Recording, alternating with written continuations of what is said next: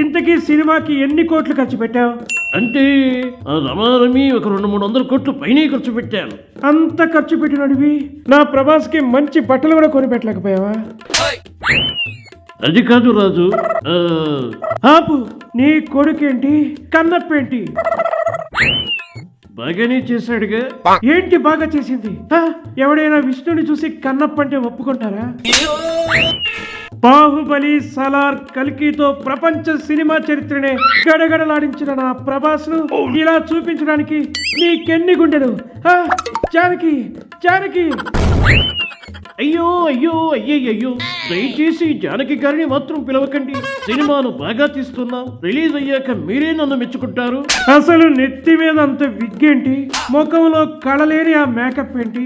ప్రపంచపు అందగడైన నా బిడ్డను ఇలా చూస్తుంటే నా కడుపు తరుక్కుపోతుంది.